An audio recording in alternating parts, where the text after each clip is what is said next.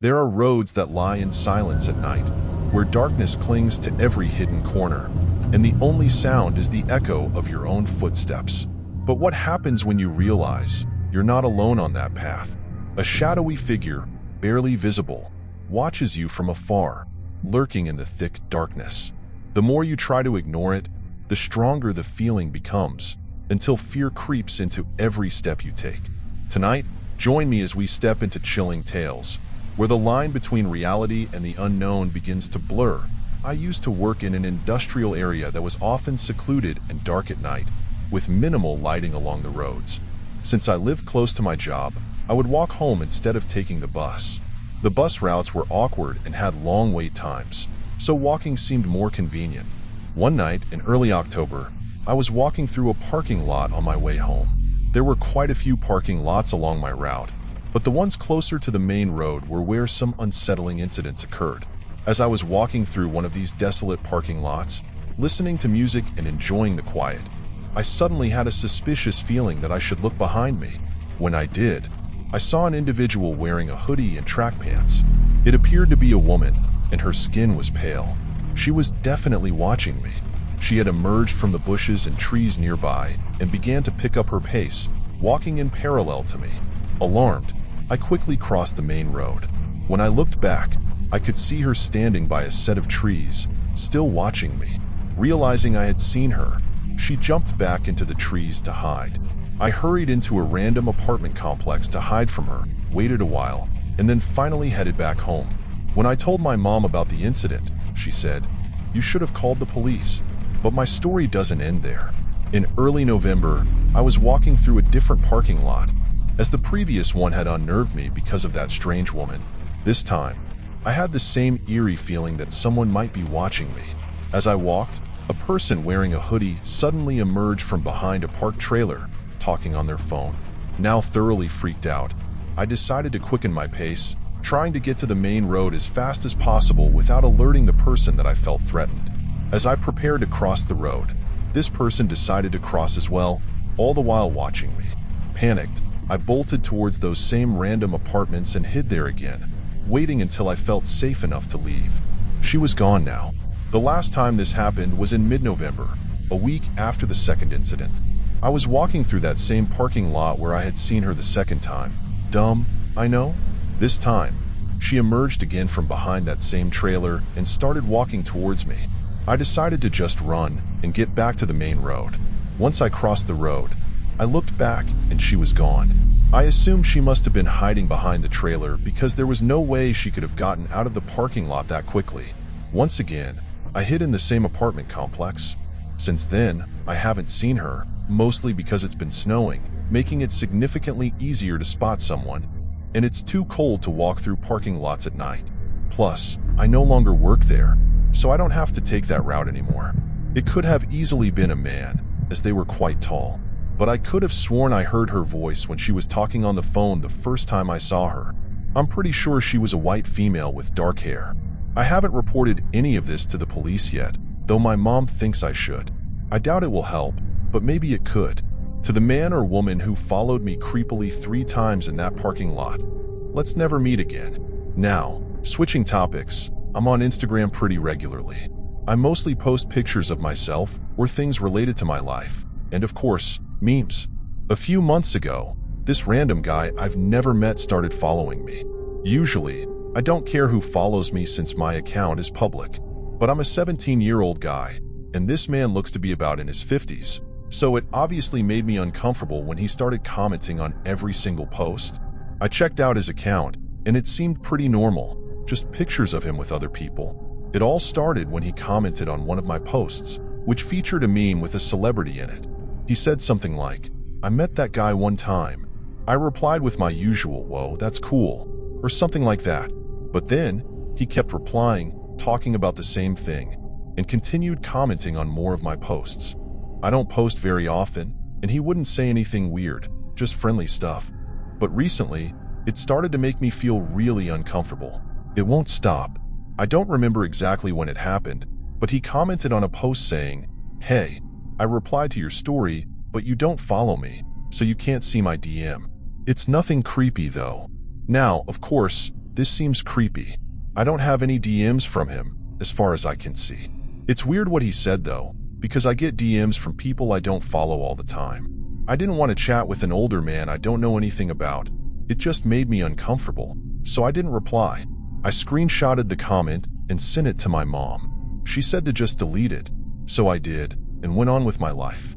Then, it happened again on my next post.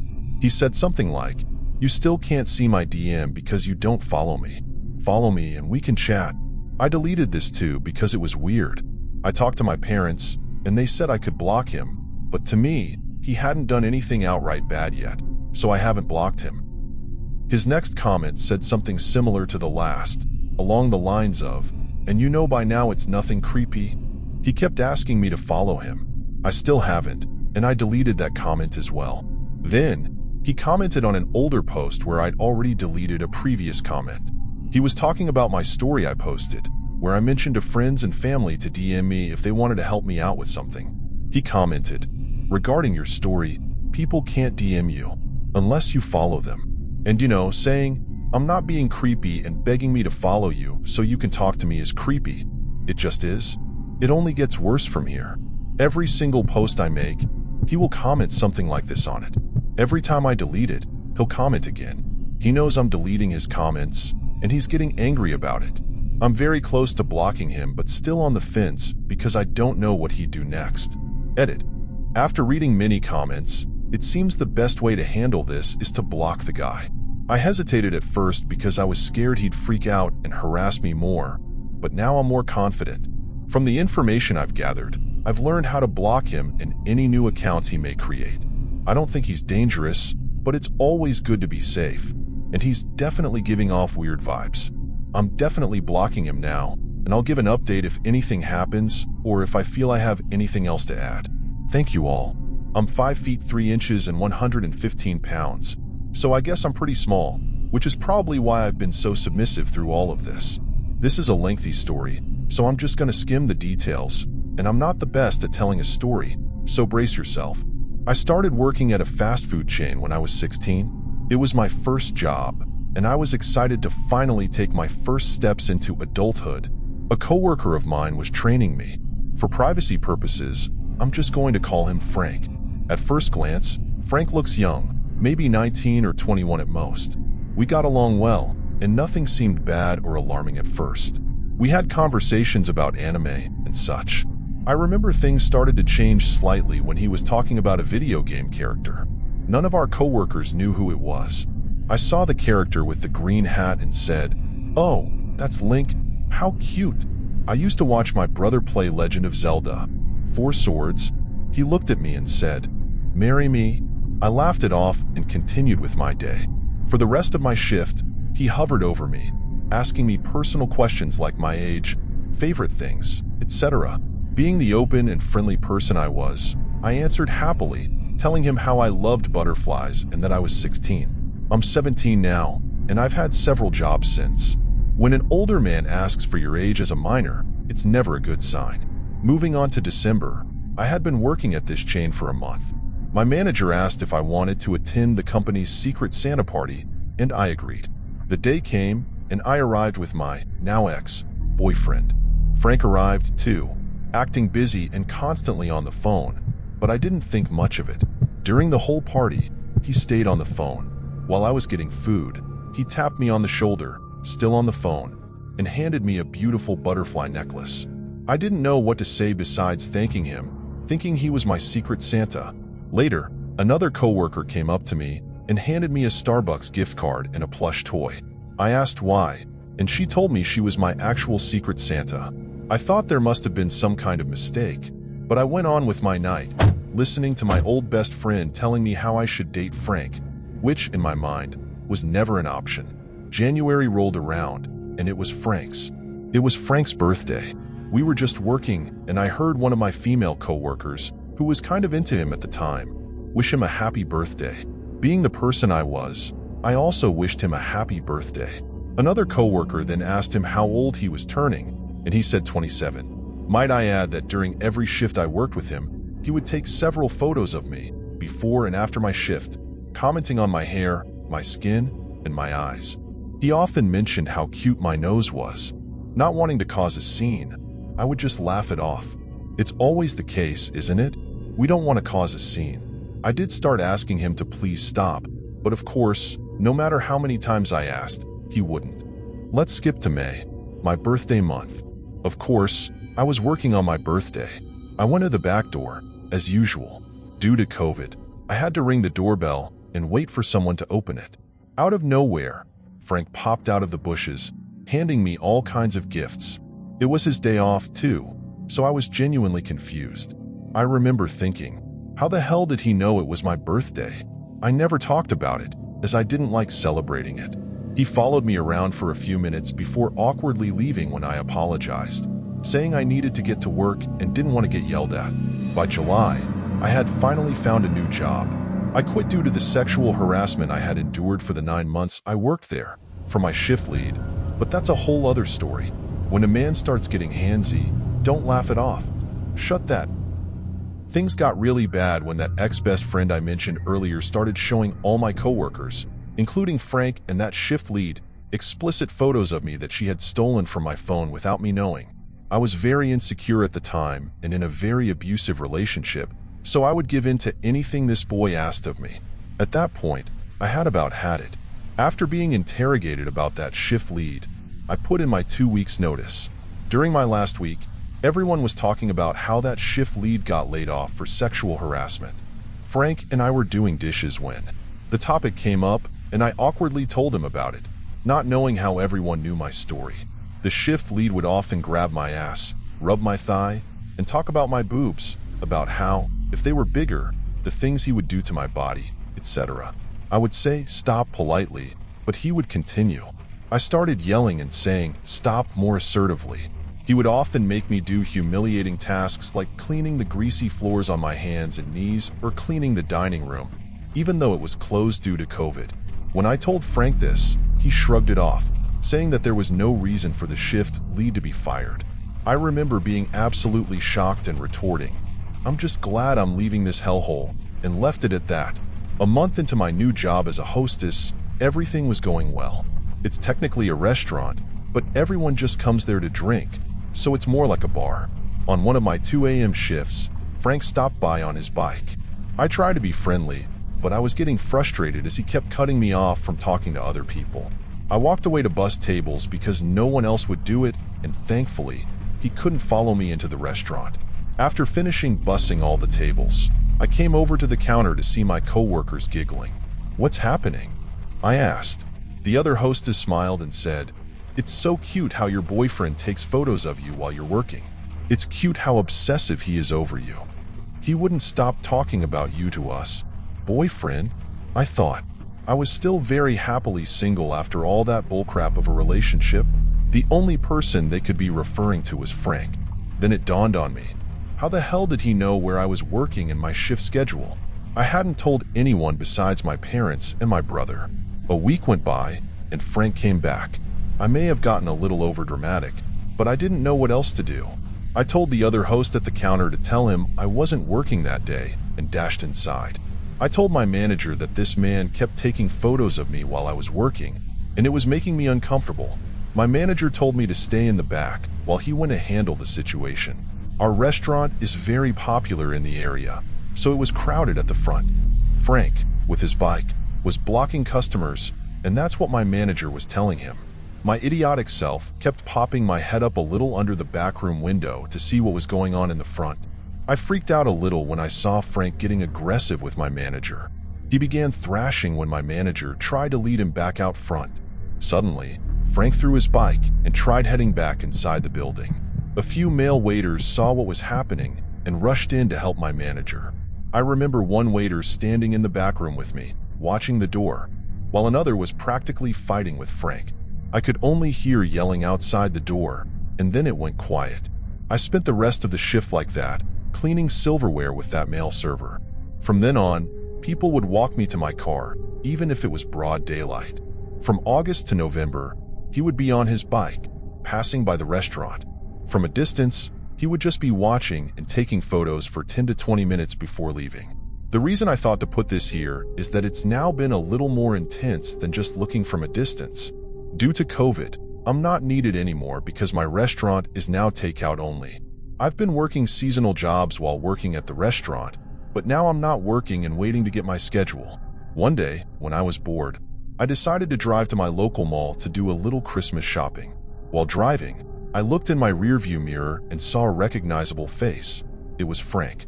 I practically choked on my spit when I saw his face in my mirror. I tried not to let it get the best of me and dismissed it as a coincidence. Yeah, it wasn't. He followed me throughout the mall and later followed me as I was driving home. No one knows where I live besides that old friend, and I'd like to keep it that way. So, I drove for an hour, getting lost and taking every random turn I could until I lost him. I now believe this is how he was tracking me down. My car isn't common, but it doesn't stand out too much. I've rarely left my house since it's January 2021. Ever since the start of the new year, I've been getting phone calls that go like this. Hello? Hello?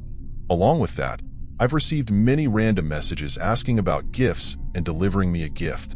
I'm not the only one who usually uses social media, but these messages were all over mine. All of them were from newly made accounts. Accounts across Snapchat and Instagram. On one occasion, an account started sending me photos that I've never sent to anyone. These photos were of my cat and ones that I had saved in my Snapchat album. Just photo after photo of things I had never sent, ending with, "I have a gift for you." I deleted both apps, along with almost everything off my phone. A week ago, I downloaded Snapchat again due to some dumb assignment my teacher wanted us to do. When I opened it, my old coworker sent me a message saying, "Frank wants to give you your Christmas gift. Want to stop by?" Maybe I'm just overreacting, or maybe those accounts were Frank. I just want to say my personality has changed because of all this. I'm very protective now. I rarely talk to anyone, and I'm not as friendly as I was then. It's only been a little over a year, yet I feel like I've aged 10 years. I just want to say, Frank, let's not meet. An expletive, your Christmas gift. A few years ago, I, a 26-year-old female, used to work at a job where I usually wouldn't get off until around 11 p.m. I really didn't mind it for the most part. I'm definitely a night owl by nature. I read a lot of Let's Not Meet and watch a lot of horror stories. I wouldn't say I'm paranoid, but I'm definitely cautious. This one particular night, I was driving home along one of the main roads. It was late enough that traffic was fairly scarce, but not so late that I felt like I was the only one out, especially because there had been a Jeep behind me for a good while. When it came time for me to make my first turn, the Jeep followed. This wasn't particularly unusual. I was still on a big road, so I didn't think anything of it. I needed to get gas, and luckily there was a fairly busy, well-lit station on my way home. I feel like the layout is important, so bear with me. From the road I was on, you had to turn left onto a side street, then right onto a street that runs parallel with the grocery store, and then turn right again to get to the gas station. It's a very specific destination, and there's no through traffic. When I went to make the first left, the Jeep got into the turn lane with me. This is when I started to pay attention. They had already been behind me for a good 10 to 15 minutes, and it seemed unlikely that they were just going to coincidentally go into the same gas station as me, considering how many there were in that area. But, like I said, there's also a grocery store that's open 24 hours, so maybe they were just going there. However, they still followed me until I turned into the actual gas station. I pulled up to one of the pumps in the middle lane, put my car in park, and watched the Jeep in my rearview mirror. There was no way in hell I was getting out of my car until I figured out what they were doing. They pulled up to a pump and started getting gas. I would laugh at myself and carry on, but they didn't pull into a pump. They lurked at the back of the lot, just idling in place for close to a minute. I started slowly driving around the far end of the pumps until they stopped again in front of my car, maybe 15 feet away. Unfortunately, they had tinted windows, so I couldn't see who was actually in the car or what they were doing. After another brief period, they just drove off. I got gas and drove home, keeping an eye out, but I didn't see them again. I just realized something that honestly made me sick to my stomach. If I hadn't gotten gas that night, and if they were, in fact, following me, my next turn would have been into a very large, very dark, and very empty park. It takes almost 5 minutes to drive through and has a million speed bumps, and there really isn't any quick escape. I hate thinking about what could have happened if I hadn't stopped. Yikes. Maybe this doesn't count as creepy, and I'm reading into it too much, but I still think it's weird, and it really freaked me out at the time. I have no idea what they were doing. Were they following me, or was it just a coincidence? After all, I'll never know for sure, but thanks, I hated it. I need help breaking this down, and I need to feel like I'm not crazy. I'm a court clerk and I work for my local courthouse and the clerk of courts, both in the office and in the court itself. On February 4th, I was in the office at my desk.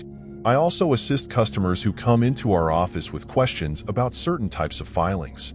I am the backup coverage specifically for our records window. In my state, we are considered public records, so anyone can come in and request copies from any case unless it's a juvenile case, confidential, or sealed by the court. This is really important to the whole story. I was asked to cover the records desk from 4 to 4:30 last Friday, so our records clerk could leave a little early. No problem. I have no issue helping out when I can. Around 4:15, we had a frequent flyer, as we dubbed him. This man comes in frequently to get copies from his case. I should really note the way my office is set up. It is a bit important. We are set up like the DMV, so you have to come in the main entrance through security, go down a long hallway, and it opens up into a lobby. There are elevators straight ahead. The DA's office is to the left, and the COC is to the right. You have to open a separate set of doors. In our little lobby, there's a counter with windows, and it's in an L shape. If I could figure out how to attach a drawing, I would. The records window is around the corner, tucked in the back. There are also 3 public terminals where any member of the public can use them to research cases in my county. So, back to the man. We'll call him Joe. Joe has an open family case and comes in probably once a week to get copies from it. Or I don't know what the hell he's doing. It's really none of my business. He came up to my window somewhere around 4:15 or 4:20 and said he requested some documents. When documents are requested from the public terminals, they go into a queue, which I then access to print. I went into the queue, glanced at the documents and asked, "Did you have 11 pages?" He said yes, so I selected and printed them. I wrote him a little slip with the numbers of the copies and his total load. I gave him the slip, directed him to go back to window 4 or 5 for payment, and told him I would meet him up there. I went to grab the copies off the printer, which jammed, and I messed with that for a minute. Then I counted the pages and took them to the cashier. I went back to my counter to help the next person in line. The next customer was easy. Records were prepaid and printed.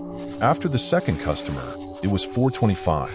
My coworker, we'll call her Lynn, asked me if I wanted to go thrifting for clothes at Plato's Closet after work, and my answer was, hell yeah, let's go. Right as we were discussing this, I was in view of the records window, but not at it. I saw that Joe had returned to my counter. I went up to the counter and asked how I could help him. He stated, "You must be new." I replied, "I'm not new. I've been at my job for almost 4 years and in the legal field for almost that long." He made the comment about the paperweight I was using. It was a gift for my niece, a painted rock from a 3-year-old. "That's a fancy paperweight you got there, sir. What can I do for you?" He replied, "You gave me the wrong case." I said, "No, sir. I printed off what was in the queue. So you don't need these 4 pages." I then tossed the 4 pages. I adjusted a slip to 7 pages total and sent him back to the cashier. At this point, it was 4:30 p.m. on a Friday, and we were closed. I left and headed to Plato's Closet, which took me about 15 minutes to drive over to. I sat in my car for a few minutes before going inside. I had beaten Lynn there, so I started browsing. She came in not long after that, stating she got caught behind a train. We started shopping and chatting, and for some reason, I looked at the door when it opened, and there was Joe. I knew it was him because he wears that dumb sock monkey hat. I saw him and got Lynn's attention. Are you seeing what I'm seeing?" I pulled Lynn into an aisle, and we ducked down. She's short, and I'm tall. Plus I wear heels a lot, so I could watch his dumb hat around the store. He immediately went to the back of the store, and it looked like he was rubbernecking the whole place. I watched him walk all the way to the back, grab a pair of shoes and glance at them, all while continuing to rubberneck. We moved opposite him, genuinely hiding behind clothing racks. He moved around the perimeter of the store, still looking for something or someone. Finally, he left, and we freaked out. We checked the parking lot to make sure he was gone and tried to shake it off, chalking it up to just a crazy coincidence. Then I realized we were talking about it literally in front of him. Lynn, she's not quiet. She gets scolded on a weekly basis for her loud, carrying voice. I told the cashiers what had happened, and we ended up leaving an hour later. The next day, I felt so uneasy about it that I called my boss to tell her what had happened, and I said I was going to call the police. I called the non-emergency number and left a message with dispatch. A few hours later, I got a call from an officer and explained what had happened. He said to get Joe's name. At this point, I recognized him but didn't know his name offhand. He told me he would call me back on Wednesday when he was back on duty. I got Joe's name and called the officer back on Monday, leaving another voicemail. Monday was fine, but I was out of the office on Tuesday. On Wednesday, Joe came back at 4:20 p.m. to file documents in his case. It took him 20 minutes to file 2 affidavits and a motion, which should have only taken a minute or two since he needed something authorized. After he left, I had a bad feeling, so I called the officer and told him what happened. The officer said Joe would be back on Thursday, so I should call, and they would come down to talk to him. The police department is across the street from the courthouse. Thursday rolled around, and Joe didn't show up until 4:25 p.m. He beelined for the computer in the corner, and I messaged my boss. We had already put a safety plan in place. The sheriff's deputies who worked security were notified, and 3 deputies followed him into my office. I called the police department, and 2 officers came down to question him. He admitted to being in Plato's closet, stating he was shopping for his 2 young daughters, who are 9 and 11. However, he claimed they didn't fit in the clothes at Plato's yet, and he had a receipt in his car for Once Upon a Child at 5:07 p.m. He denied hearing my conversation with Lynn and going to Plato's after work. He stated he left my office around 4:15 p.m. and took his children shopping for clothes, but he definitely did not have his children with him at the courthouse or at Plato's. He also asked the officer immediately and unprompted, "Did she call you?" He claimed that he believed his ex-wife was setting him up because my office is a public office. He has made arguably legitimate reasons to come into my office, so there was nothing the officers could do. They issued him an oral warning and put him on standby. The kicker is that he could have opted into his case electronically. He made a big deal about not being able to opt in a few months ago, and we told him that if he was having issues, he should call the court support line, which would be able to remedy the situation. Instead, he chooses to come in and pay $1.25 per page instead of a one-time $20 fee. If you weren't already freaked out, last year, his roommate filed a restraining order against him, followed by his roommate's girlfriend alleging sexual harassment. I won't go into details about the family case. Let's just say it's more than messy. He's also filing extremely high-level types of documents for representing himself. Update: I was in court all day and came down to my desk around 5 or 7 p.m. I left while he was still in my office. What am I supposed to do?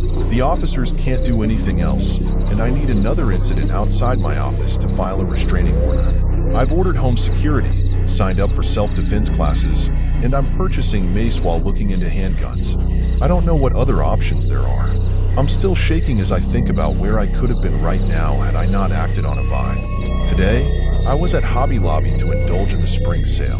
While browsing the entire store, I noticed that I kept seeing the same man wandering around. I initially thought he was there with his wife until I realized he was alone. I also noticed he had a Bluetooth headset in his ear the entire time, which isn't necessarily suspicious in itself. However, I started to get a bad feeling when he followed me around the small floral section. As I weaved through the aisles, he kept looking at random flowers whenever I glanced at him. I even saw him either talking quietly to himself or speaking to someone on his Bluetooth headset. I circled through the store several times to make sure he was genuinely following me and to wait for him to leave before I went to check out.